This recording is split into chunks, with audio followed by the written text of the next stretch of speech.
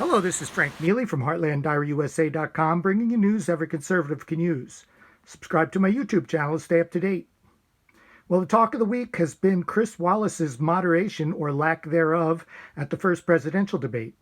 Today, on Fox News Sunday, Trump campaign aide Steve Cortes was a guest and had a particularly heated exchange with Wallace about whether or not the president's family should have been masked at the debate. And during this exchange, Cortes let Wallace have it, saying he was haranguing him just the way he had done the president at the debate. This is a great moment. Therefore, we should take reasonable precautions as a society, and we should not, as Joe Biden threatens, even think about shutting this economy and this society down again. To me, the most consequential divide from your debate that you moderated between the two was that issue of the president saying, we are staying open. We'll take precautions, but we can manage the risks. Steve, let's talk about reasonable risk, because there was the debate on Tuesday night, as you say, that I moderated. The rules from the Cleveland Clinic could not have been more clear.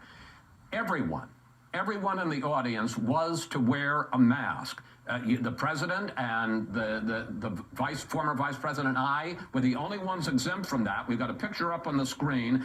After the first family came in, they all took off their masks. So did the White House chief of staff, Mark Meadows.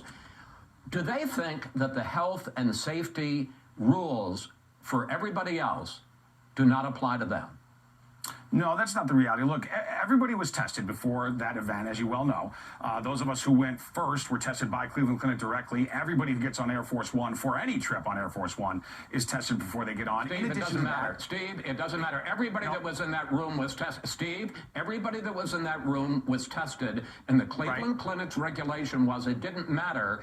Everybody, except for the three of us on the stage, was to wear a mask, and people from the Cleveland Clinic came over and offered the first family masks, thinking maybe they didn't have them. They were waved away, and the Commission on Presidential Debates has issued a statement saying, from now on, if you don't wear a mask, you're going to be escorted from the hall. So forget this question of being tested beforehand. Everybody was tested beforehand. No, I'm going to finish my question. Everybody was told to wear a mask. Why did the first family and the chief of staff feel that the rules for everybody else didn't apply to them? Chris, we believe that masks are very useful. The president has worn them on many occasions, including visiting the hospital where he's now a patient. When he was visiting as commander-in-chief as a guest to visit soldiers there, he wore a mask. So we believe in masks. We also believe in some element of individual choice. People were distanced and they had been tested. Both of those things were true in that convention hall. No, Steve, they weren't distanced, and there were rules, and there was no freedom of choice. They broke the Chris, rules. I was there like you were, and they were distanced. Why did those they chairs break were the not rules? close together. Look, those chairs were not close together. And again, we also believe that people It doesn't matter, Steve. The rules from the Cleveland Clinic, they were close together, Steve. And the rules from the Cleveland Clinic were everybody wears a mask. Why didn't they? Chris, the way you're starting to harangue me now actually reminds me of what you did to the president during that debate on Tuesday night when he harangued him. No, and he had to debate not just Joe Biden, but you as well. You were not a neutral moderator then. I don't mind tough questions. I welcome reasonably tough questions. But what I don't think is okay is for you to become the effective opposition to the president. Okay, and everyone there was tested in the crowd. They were distanced from each other. People can make reasonable decisions for themselves.